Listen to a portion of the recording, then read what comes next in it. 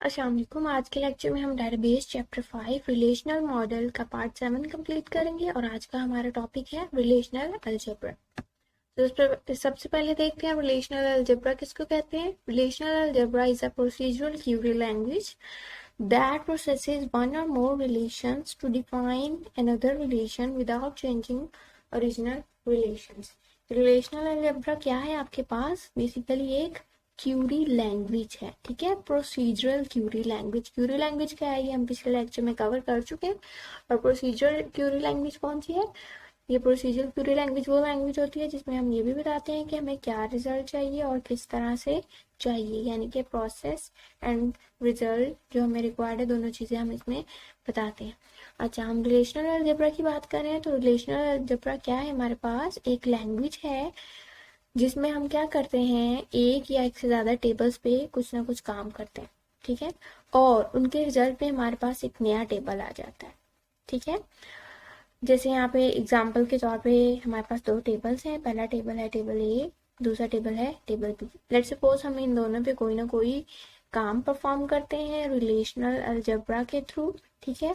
और उनके रिजल्ट के तौर पे हमारे पास एक तीसरा टेबल आएगा, ठीक है। जो भी रिजल्ट होगा उस काम को जो हमने इन दोनों टेबल्स पे परफॉर्म किया है वो हमारे पास रिजल्ट टेबल में आ जाएगा।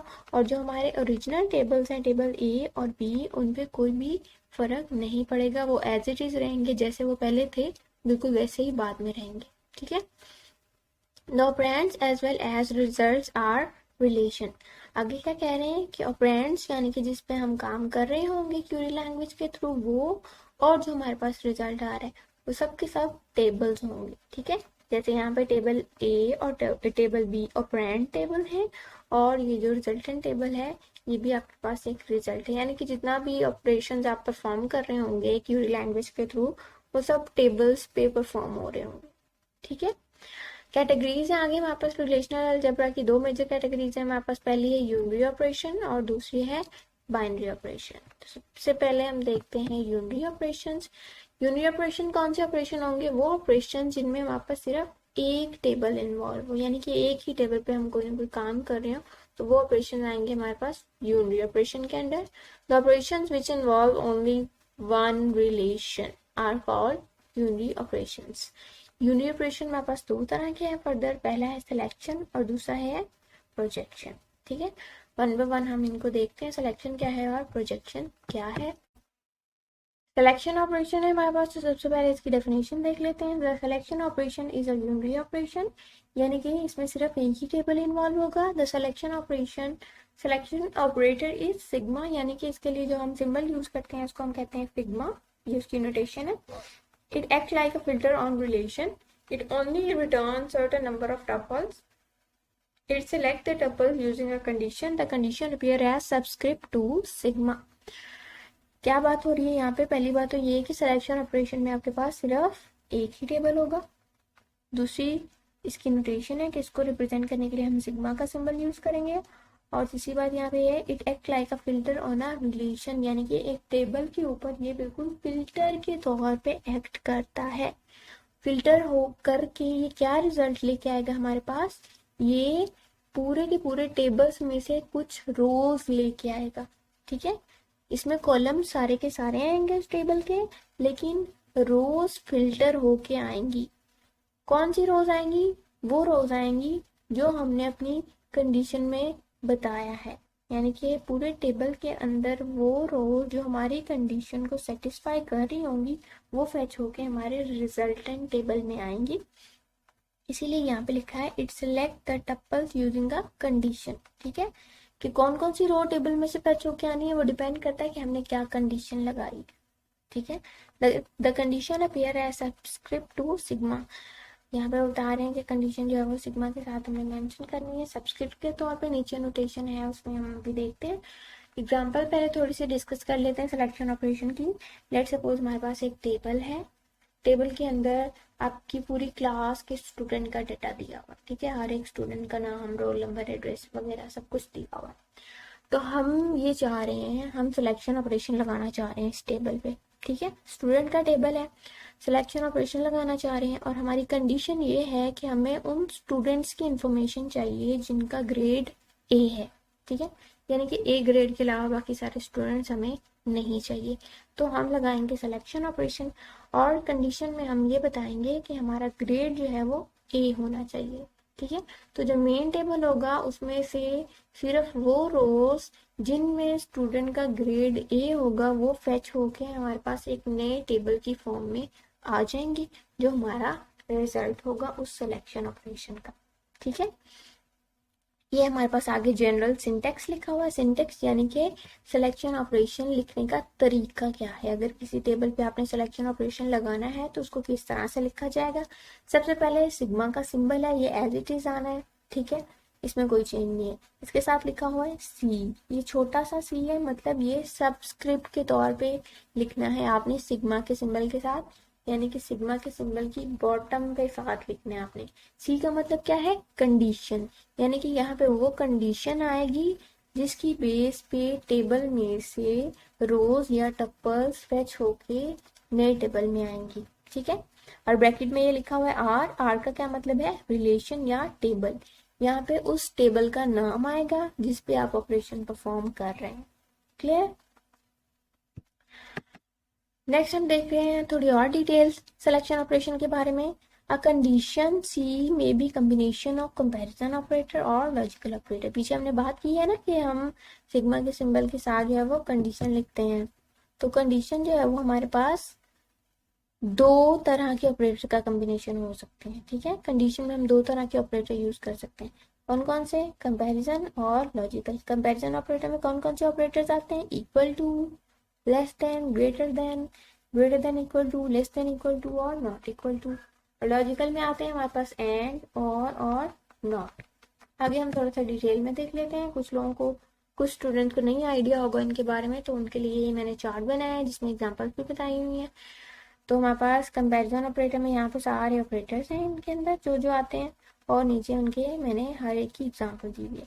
जैसे इक्वल टू है, इक्वल टू का ऑपरेटर में हम क्या करेंगे, हम देखेंगे हमारे पास लेफ्ट साइड पे जो टर्म है और जो राइट साइड पे टर्म है इस सिंबल के, वो दोनों इक्वल हैं या नहीं।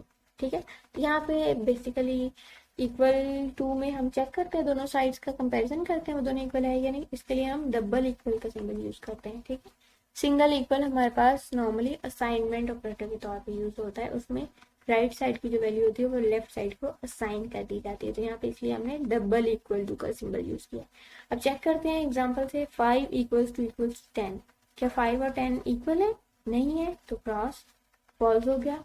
नेक्स्ट देखते हैं 6 इक्वल्स टू 6, तो हमारी कंडीशन ट्रू हो गई है, तो इसलिए ट्रू लग गया। नेक्स्ट है ग्रेटर देन के सिंबल में क्या होता है, देखते हैं हमारे पास जो लेफ्ट साइड पे टर्म हो है या वैल्यू है वो राइट साइड से बड़ी है या नहीं। अगर बड़ी होगी तो हमारा आंसर ट्रू होगा, अगर नहीं होगी तो आंसर फॉल्स होगा। जैसे 4 ग्रेटर देन 5, 4 5 बड़ा है या नहीं, नहीं है, तो हमारी कंडीशन फॉल्स होगी। 8 ग्रेटर देन 3, 8 ऑब्वियसली 3 से बड़ा है तो कंडीशन ट्रू होगी। ये लेस देन है, लेस देन में उल्टा हो रहा है। यहाँ पे हम देखेंगे लेफ्ट साइड की टर्म जो है हमारे पास छोटी है या नहीं राइट साइड से। अगर छोटी होगी तो हम ट्रू कह देंगे, अगर छोटी नहीं होगी तो हम फॉल्स कह देंगे। 3 less than 5 true, 5 less than 1 false. Next है हमारे पास ग्रेटर देन और इक्वल टू। इसमें दो चीजें चेक करते हैं, आइदर आपके पास जो लेफ्ट साइड पे नंबर है वो राइट साइड के इक्वल है या बड़ा है। चाहे इक्वल हो चाहे बड़ा हो, दोनों केसेस में ट्रू हो जाएगा, और अगर छोटा हुआ तो फॉल्स हो जाएगा। ठीक है, जैसे 9 ग्रेटर देन इक्वल टू 7, 9 बड़ा है 7 से, ट्रू कर दिया हमने। 6 ग्रेटर देन और इक्वल टू 6, इक्वल टू वाली कंडीशन यहाँ पे सेटिस्फाई हो रही तो हमने इसको भी ट्रू कर दिया। 7 ग्रेटर देन और इक्वल टू 9, फॉल्स कर दिया। यहाँ पे ये आपको सिंबल नजर आ रहा होगा ग्रेटर देन इक्वल टू, और यहाँ पे डिफरेंट सिंबल है, ये दोनों सेम ही सिंबल है, आप दोनों यूज कर सकते हैं। ठीक है, नेक्स्ट है हमारे पास लेस देन और equal to. Less than equal to भी इसी की तरह है, ग्रेटर देन इक्वल टू की तरह, लेकिन यहाँ पे हम देखेंगे हमारे पास लेफ्ट साइड पे जो टर्म है वो लेस है या इक्वल है राइट साइड पे, तो ट्रू होगी, एल्स जो है वो फॉल्स हो जाएगी। जैसे 8 लेस और इक्वल टू 9, ट्रू है। 8 लेस और इक्वल टू 8, लेस तो नहीं है लेकिन इक्वल वाली कंडीशन ट्रू हो रही है तो ये ट्रू हो गया। 8 लेस और इक्वल टू 3, फॉल्स। और नॉट इक्वल टू में हम देखते हैं कि हमारे पास दोनों साइड पे जो टर्म्स हैं वो इक्वल है, नहीं है तो ट्रू होगा, अगर इक्वल होंगी तो फॉल्स होगा। ये नॉट इक्वल टू का सिंबल भी सेम है और ये भी। ठीक है, दोनों में से कोई भी यूज कर सकते हैं। तो 5 नॉट इक्वल टू 10, यहाँ पे कंडीशन ट्रू होगी क्योंकि हमने नॉट इक्वल का सिंबल लगाया, और 5 not equal to 5 condition false होगी क्योंकि ये इक्वल है। नेक्स्ट हमारे पास ट्रूथ टेबल है लॉजिकल ऑपरेटर्स के। लॉजिकल ऑपरेटर में हमने तीन ऑपरेटर्स देखे थे, हमारे पास एंड ऑपरेटर था, और ऑपरेटर था, और नॉट ऑपरेटर था। तो ये किस तरह से काम करते हैं इसके लिए मैंने ये टेबल्स बनाए हुए हैं। ए रिप्रेजेंट कर रहा है एक एक्सप्रेशन को, ठीक है, बी भी एक एक्सप्रेशन को रिप्रेजेंट कर रहा है, और ये रिजल्ट बता रहा है कि इन दोनों के जो डिफरेंट एक्सप्रेशन के ट्रू या फॉल्स होने पे हमारे पास रिजल्ट क्या आएगा, ठीक है। तो यहाँ पे हम बात कर रहे हैं कि हमारा जो एंड ऑपरेटर है ये सिर्फ उसी केस में हमारे पास रिजल्ट ट्रू देते हैं जब हमारे पास दोनों एक्सप्रेशन या दोनों टर्म्स की वैल्यूज का जो रिजल्ट है वो ट्रू आ रहा है, ठीक है। तो उसी केस में ये हमारे पास ट्रू आता है।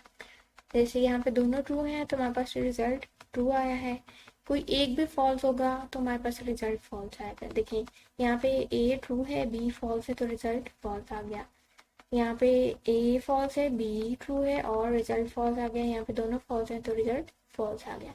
यानी कि जो आपका एंड ऑपरेटर है ये उसी केस में आपके पास ट्रू आंसर देगा जब दोनों एक्सप्रेशन ए और बी ट्रू होंगे, अदरवाइज बाकी सारे केसेस में फॉल्स देना। आगे और ऑपरेटर है, और ऑपरेटर आपका कब रिजल्ट ट्रू देगा, जब दोनों में से कम एक भी ट्रू होगा, ठीक है। दो एक्सप्रेशन है, अगर दोनों ट्रू है तब भी आपके पास रिजल्ट ट्रू आ जाएगा, अगर इनमें से कोई एक ट्रू है तब भी रिजल्ट ट्रू आ जाएगा। सिर्फ फॉल्स तब आएगा जब दोनों फॉल्स होंगे। जैसे दोनों ट्रू है तो रिजल्ट ट्रू आ गया, ए ट्रू है बी फॉल्स है रिजल्ट ट्रू आ गया, ए फॉल्स है बी ट्रू है रिजल्ट फॉल्स आ गया, दोनों फॉल्स है तो भी रिजल्ट हमारे पास फॉल्स आ गया। लास्ट हमारे पास नॉट ऑपरेटर है। नॉट ऑपरेटर का काम सिंपल सा होता है, इसमें क्या करना होता है, इसमें जो भी आपके पास रिजल्ट होता है उसको उलट कर देना होता है। अगर आपके पास ट्रू है तो उसको फॉल्स कर देगा, फॉल्स है तो उसको ट्रू कर देगा। ये सबसे सिंपल ऑपरेटर है आपके पास। ये आगे किस तरह से यूज होने हैं आपको थोड़ा सा जब हम एग्जाम्पल्स डिस्कस करेंगे वहां पे समझ आ जाएंगे। आगे हमारे पास एग्जाम्पल है सिलेक्शन ऑपरेशन की, जिसके लिए आपने इस टेबल को अज्यूम करना है। Assume a relation employ has following tuples. हमारे पास एक टेबल है एम्प्लॉय का जिसमें हमारे पास ये टपल्स हैं और ये उसके कॉलम्स या एट्रीब्यूट्स हैं। नेम है, एट्रीब्यूट इसका ऑफिस है, और डिपार्टमेंट है, इसके अलावा रैंक है, और ये इसमें एंट्रीज की हुई हैं। इसकी बेस पे हम डिफरेंट जो है वो सिलेक्शन ऑपरेशंस की एग्जांपल देखते हैं। हमारा मेन टेबल ये है, इस पर हम ऑपरेशन परफॉर्म करेंगे और देखेंगे हमारा हम किस तरह की कंडीशन लगाते हैं तो हमारे पास किस तरह का रिजल्ट आता है उसकी बेस पे। सबसे पहली एग्जाम्पल है हमारे पास, क्वेश्चन क्या है, हमें क्या चीज चाहिए, select only those employees who are in CS department, ठीक है। टेबल हमारा यही है, इसमें से हमें सिर्फ वो एम्प्लॉयज चाहिए जो CS डिपार्टमेंट के हैं, ठीक है। कंडीशन हमारे पास क्या होगी, CS डिपार्टमेंट के होने चाहिए। कॉलम हमारे पास सारे आने हैं क्योंकि सिलेक्शन जो है वो हमारे पास फिल्टर करता है सिर्फ रोज को या टपल्स को। यहाँ पे आप देखते हैं, यहाँ पे आपको नजर आ रही है condition who are in CS department. आपने वर्ड्स को गौर से देखना है, वहीं पे आपको कंडीशन का पता चलना है। CS डिपार्टमेंट हमारी कंडीशन है तो अब हम इसको लिखते हैं। लिखने का सिंटेक्स क्या था, सबसे पहले सिंबल आएगा सिग्मा का, और नीचे यहाँ पे C लिखा होता था। C का क्या मतलब था, कंडीशन। तो यहाँ पे हम कंडीशन मेंशन करते हैं। डिपार्टमेंट ये आपके पास उस कॉलम का नाम है जिसके अंदर से आपने वैल्यू को चेक करना है, इक्वल्स टू CS, यानी कि जिस एम्प्लॉय का डिपार्टमेंट CS होगा वो रोज फेच होके आएंगी। और जो भी आपने इधर इक्वल टू में कंपेयर करने के लिए टर्म लिखनी है, अगर वो कोई करेक्टर है या कोई स्ट्रिंग है तो आप उसको सिंगल कोटेशन मार्क में लिखेंगे, अगर कोई नंबर है तो वो एज इट इज आ जाता है, ठीक है। अगर 1 2 3 ऐसे कोई नंबर होता है, जैसे ऑफिस नंबर है, ऑफिस से कंपेयर करना होता तो ये सिंगल कोटेशन मार्क हम नहीं लगाते, 400 या जो भी नंबर था एज इट इज लिखते थे। लेकिन जहाँ पे भी करेक्टर आएंगे वहाँ पे आपने ये सिंगल कोटेशन मार्क लगाने। तो यहाँ पे हमने चेक क्या करना है, हमारी कंडीशन क्या है, डिपार्टमेंट इक्वल टू CS, यानी कि जिसका डिपार्टमेंट CS है वो हमारे पास फेच होके आ जाए। और यहाँ पे ब्रैकेट के अंदर टेबल का नाम क्या था हमारे पास, एम्प्लॉय, जो हमारा मेन टेबल है ये वाला, इसका नाम एम्प्लॉय है तो वो हमने यहाँ लिख दिया। ये है हमारा रिजल्टेंट टेबल। देखिए यहाँ पे हमारे पास कौन कौन से आ गए हैं रोज फेच होके, जिनमें डिपार्टमेंट हमारा CS है। देखिए मेन टेबल में देखें, ये सलीम था जिसका डिपार्टमेंट CS था, और यहाँ पे बाबा जिनका डिपार्टमेंट CS, तो यहाँ पे दोनों ये हमारे पास फेच होके आ गए। नेक्स्ट एक और एग्जांपल देख लेते हैं। सिलेक्शन ऑपरेशन में क्वेश्चन क्या है, select only those employees with last name Babar who are assistant professor. अब यहाँ पे देखिए पिछली जो आपने एग्जांपल देखी थी उसमें आपके पास सिर्फ कंपैरिजन ऑपरेटर यूज हो रहा था इक्वल टू, लेकिन यहाँ पे आपके पास दोनों ऑपरेटर्स आएंगे, आपका लॉजिकल भी आएगा और कंपैरिजन भी आएगा। पहले तो आपने जो अभी आपका क्वेश्चन है उसको गौर से पढ़ना है। Select only those employees with last name Babar, यानी कि नेम के एट्रीब्यूट में जाके हमने क्या चेक करना है कि नाम बाबर हो, और इसके साथ साथ क्या चेक करना है, who are assistant professor, Babar भी हो और उसका जो रैंक है वो असिस्टेंट प्रोफेसर भी होना चाहिए। रैंक कहाँ से पता चलेगा, क्योंकि असिस्टेंट प्रोफेसर किस एट्रीब्यूट में आ रहा है, रैंक वाले एट्रीब्यूट में आ रहा है। तो हमारे पास ये क्वेश्चन क्या कह रहा है, पहले तो हमने क्वेश्चन को अच्छी तरह समझना है कि हमारे पास उनके नाम चाहिए, उन एम्प्लॉयज का डिटेल चाहिए जिनका नाम बाबर है और वो असिस्टेंट प्रोफेसर भी हो। ठीक है, तो टेबल में जितने भी बाबर होंगे साथ के साथ क्या चीज चेक करनी है, सिर्फ बाबर ही नहीं, उनका रैंक भी असिस्टेंट प्रोफेसर हो, वो फेच होके आने चाहिए। ठीक है, तो यहाँ पास दो चीजें हैं। यहाँ पहली बात, पहली की चीज हमने क्या चेक करनी है, नेम बाबर होना चाहिए, और दूसरी चीज क्या चेक करनी है, रैंक उसका असिस्टेंट प्रोफेसर होना चाहिए। ठीक है, तो ये मैंने दोनों चीजें यहाँ पे लिख दी है। नेम पहली कंडीशन, यहाँ पे दो कंडीशन में हमारे पास यहाँ पे दो चीजें आ रही हैं। पहली चीज है नेम बाबर होना चाहिए, दूसरा रैंक असिस्टेंट होना चाहिए। ये मैंने आपकी आसानी के लिए आपकी मेन क्यूरी में से दोनों चीजें फैच करके लिख दी है कि हमें क्या चीज चाहिए। यहाँ पे हम लिखते हैं एक्चुअल क्यूरी। हमारी लिखने का तरीका क्या है, हमारे पास सिग्मा सिंबल आ गया और यहाँ पे लिखनी है हमने कंडीशन। पहली कंडीशन क्या है, नेम इक्वल्स टू बाबर। पहले भी मैंने आपको बताया है कि जब भी आपने लिखना है करेक्टर या स्ट्रिंग तो उसको सिंगल कोटेशन में लिखना है, और साथ में हमने क्या चीज चेक करनी थी, एंड बाबर नाम और साथ के साथ क्या होना चाहिए, रैंक भी उसका असिस्टेंट होना चाहिए। इसलिए यहाँ पे ऑपरेटर आ गया, लॉजिकल ऑपरेटर एंड। अब लॉजिकल ऑपरेटर एंड आना है या और आना है या नॉट, ये कैसे पता चलेगा, क्योंकि उन्होंने हमें क्या कहा है कि बाबर भी हो, यानी कि ये भी ट्रू होनी चाहिए, और असिस्टेंट प्रोफेसर ये वाली कंडीशन भी ट्रू होनी चाहिए। यानी कि दोनों कंडीशन ट्रू हो तो ही हमारे पास वो रो फेच होके आए, वरना ना आए। ये ना हो कि एक बंदे का नाम बाबर हो लेकिन उसका रैंक असिस्टेंट प्रोफेसर ना हो तो उसको भी फेच करके लेके आए। ऐसी कंडीशन हमें नहीं चाहिए। हमें वो वाला केस चाहिए जहाँ पे नेम भी बाबर हो और रैंक भी असिस्टेंट प्रोफेसर हो। इसलिए यहाँ पे हमारे पास एंड ऑपरेटर आ रहा है। ठीक है, तो यहाँ पे रिजल्ट क्या आ गया हमारे पास, नेम बाबर देखें और उसका रैंक भी क्या है, असिस्टेंट है। या एंड के बाद हमने दूसरी कंडीशन लिखी और एंड में हमारे पास टेबल का नाम आ गया। अब हम मेन टेबल को देखते हैं। मेन टेबल में हम देखते हैं हमारे पास, पहले तो नेम चेक करते हैं, एक बाबर ये आ गया हमारे पास, दूसरा बाबर ये आ गया। अब दूसरी कंडीशन क्या थी, उनका रैंक क्या होना चाहिए, असिस्टेंट होना चाहिए। फर्स्ट बाबर को देखें, उसका रैंक क्या है, एसोसिएट है, यानी कि ये तो हमारा कैंसिल हो गया। अब दूसरा बाबर है, उसका रैंक क्या है हमारे पास, असिस्टेंट। इसको थोड़ा सा हम चेंज कर लेते हैं, किसी एक का तो असिस्टेंट होना चाहिए ना। ये हो गया हमारे पास असिस्टेंट। अब हमारे पास जो है वो ये वाला बाबर फैच होके हमारे पास रिजल्ट में आ गया। ये है हमारा रिजल्ट। ठीक है, नेक्स्ट एक और एग्जांपल देख लेते हैं सिलेक्शन की, ताकि थोड़ा सा क्लियर हो जाए अच्छी तरह। Select only those employ who are assistant professor और इन इकोनॉमिक्स डिपार्टमेंट। वर्ड्स पे आपने अच्छी तरह गौर करना है। पीछे जो हमारे पास क्यूरी थी उधर बात कर रहे थे नाम भी बाबर हो और असिस्टेंट प्रोफेसर भी हो। ठीक है, दोनों ट्रू होने चाहिए।